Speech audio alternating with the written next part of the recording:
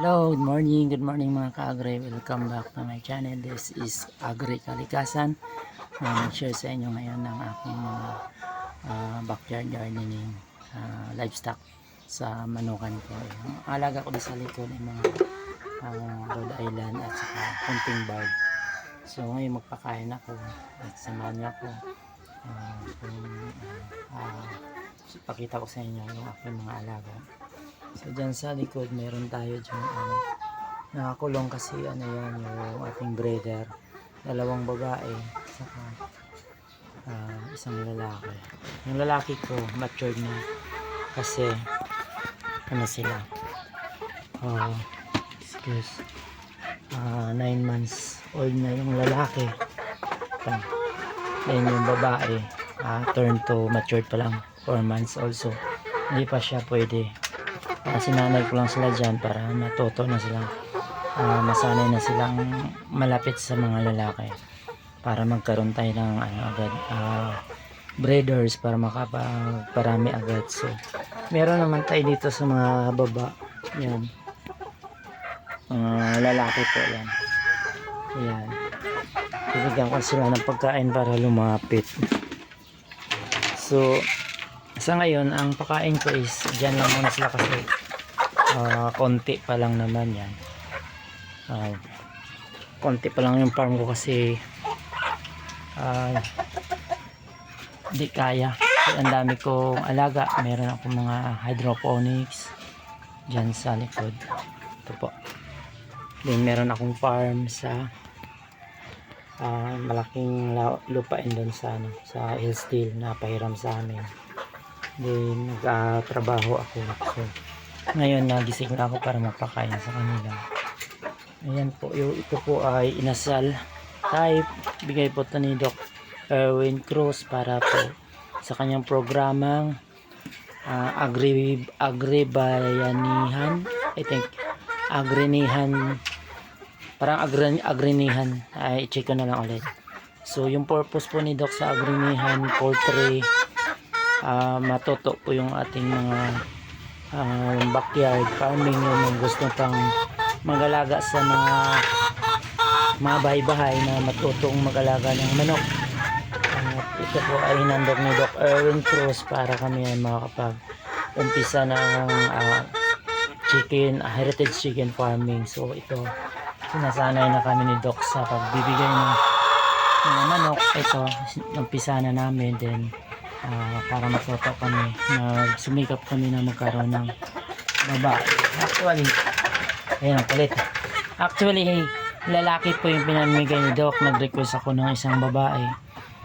Nag-request talaga ako ng babae pero ang naibigay sa akin is 4 lang. So, naibigay ko sa aking kasama nung mag-pick up yung dalawa sa akin, babae. So, yung dalawa na yan, pagka napaitlog namin at napapisa na, mabilis po dumami yan. So yan po ay pang-umpisa lamang. So mga ka-agri dyan, mga backyard garden na nagpaplano ng pag-alaga ng manok, ay pwede kayong matuto dito sa akin mga pag-umpisa.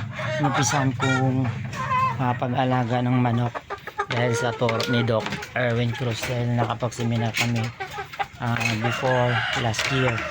So, dito baba, huwag ka dyan magsolo kasi natumba. Ayan, tapos soon maparami ko ito dahil yun po ang target ni Doc sa kanya agrinihan project, na matuto yung mga ating mga gustong mag-alaga ng manok pang umpisa. So meron tayong pang umpisa. So sana sa mga subscribers at sa mga nagpapalo sa aking mga YouTube videos, so subaybayan nyo yung aking mga pinang-umpisahan, naway pagdating sa dulo at tayo ay uunlad at magiging gayahin or idol na sana maging gabay para kayo po ay umunlad din, dahil tayong lahat ay nag-umpisa sa mga ganitong gawain. Nag-umpisa tayo sa maliliit na mga proyekto, then lumago dahil sa ating mga pagsisikap at sa pag-aaral. So masasabi natin dyan, magastos po talaga ang manok kasi mahal ang pagkain. So kung full time naman kayo na magpa-farm, mayroon tayong mga paraan para makatipid. Mayroon tayong mga organic na mga pagkain like Madre de Agua, malunggay, ipil-ipil. So pwede natin gawin yun para tayo makatipid at saka magtatanim tayo ng mais. So may mga guide naman tayo na sundan kung paano gumawa ng feed. So kung gusto nyo mag-focus sa pag-aalaga, yung mga walang trabaho dyan, pwede kayo mag-alaga ng makatipid, hindi bibili ng feeds.